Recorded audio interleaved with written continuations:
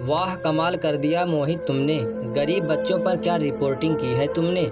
इस बार का national price पक्का तुम्ही को मिलेगा। कहते हुए मेहरा साहब ने मोहित की पीठ थपथपाई। मोहित त्रिपाठी 27 साल का एक युवा रिपोर्टर ने शहर के असलम के बच्चों के बारे में उसकी रिपोर्टिंग ने खलबली मचा दिया था और इस समय वह अपने संपादक मेहरा जी के केबिन में था। शुक्रिया सर, जो देखा उसे लिख दिया। मोहित ने मेहरा जी के सामने हाथ जोड़ते हुए बोला। यार त्रिपाठी, मेहरा जी ने मोहित की आंखों में देखते हुए बोला, मैं चाहता हूं इस बार तुम ऐसा कुछ लिखो जो इतिहास बना दे। एक ऐसा सच जो देखकर भी अनदेखा रह गया हो। जैसे कि क्या? मोहित ने मेहरा जी की बात को समझने की कोशिश करते हुए पूछा। जैसे कि तवायफ की कहानी, वो नंगा सच जिसे किसी ने महसूस न किया हो।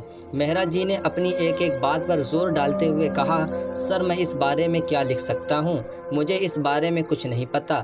मोहित ने हकलाते हुए कहा, त्रिपाठी जी आप पत्रकार हैं, जो नहीं पता उसे पता करना ही आपका काम है।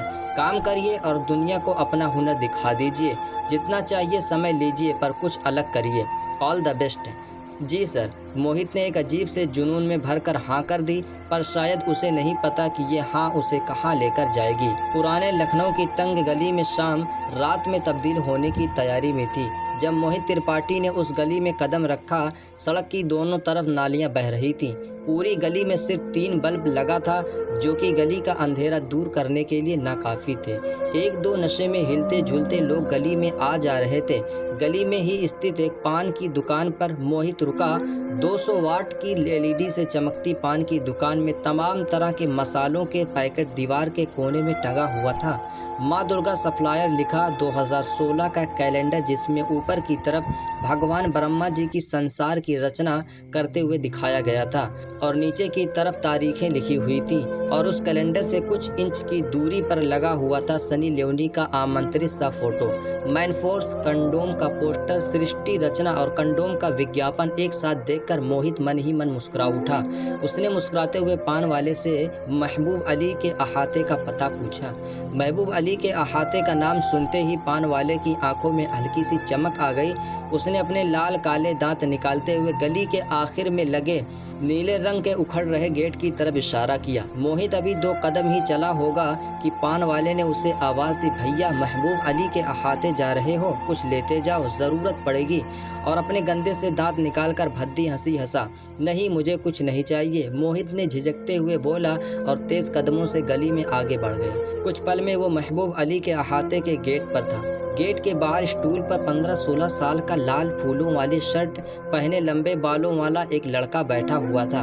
उसने एक बार ध्यान से मोहित को ऊपर से नीचे तक देखा और हल्की सी मुस्कान के साथ दबी आवाज़ में बोला, क्या साहब माल चाहिए क्या?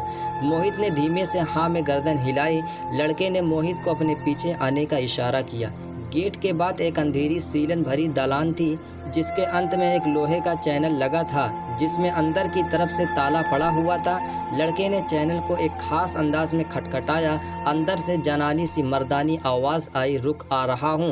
ताला खुला और मोहित ने खुद को एक अहाते में पाया।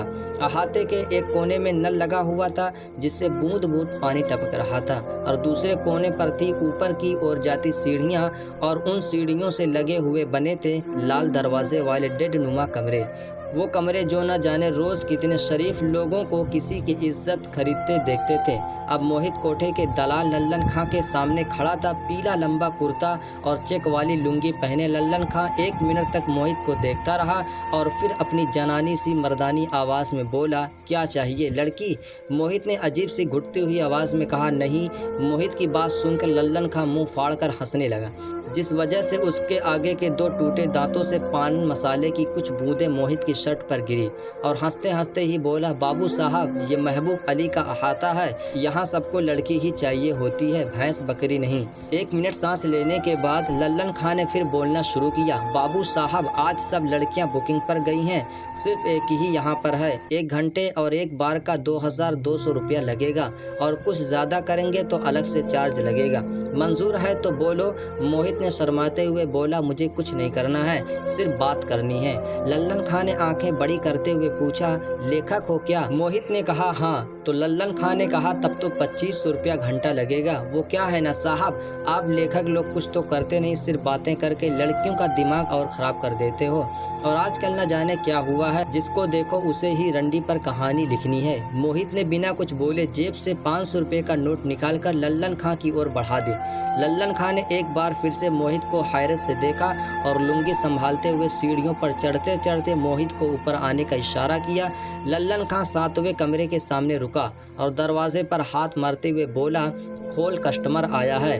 अंदर से महीन सी पर तीखी आवाज़ आई, लल्लन भाड़ में जा, तू और तेरा कस्टमर। शाम से 4 मुर्दे निपटा चुकी हूँ, अब मुझे आराम करना है। बदले में लल्लन खां के मुंह से कई देशी विदेशी गालियों के बाद निकला, नाटक मत कर, दरवाज़ा खोल। मोहित ये वार्तालाप सुनकर हैरान हो गया था। फिर उसने शांत स्वर में बोला, रहने दीजिए ना, अगर मैडम का मन नहीं है तो। अचानक से दरवाज़ा खुल गया और मैडम का संबोधन सुनकर हैरान सी शबनम, 23 साल की शबनम उस समय गहरी गुलाबी रंग की मादी में लिपटी थी। सुर्ख लिपस्टिक, गोरा रंग, लंबी नाक और हल्की नीली आंखों से जो मोहित पर टिकी थी। लल्लन खां ने खूंखार सी नज़रों से शबनम को देखा और भद्दी मुस्कान से बोला, बाबू साहब को कुछ करना नहीं है, लेखक हैं, बस अंदर ले जा और 1 घंटे बतिया ले। पता नहीं शबनम क्या समझी और क्या नहीं, बस दरवाजे से एक तरफ हट गई और मोहित ने कोठे के उस डिब्बे जैसे कमरे में कदम रखा और शबनम ने दरवाज़ा बंद कर लिया। दोस्तों ये था पार्ट 1, पार्ट 2 भी आएगा। पार्ट 2 को देखने के लिए चैनल को सब्सक्राइब कीजिएगा और बेल आइकन के बटन को प्रेस कर दीजिएगा। अपना कीमती समय देने के लिए आपका धन्यवाद।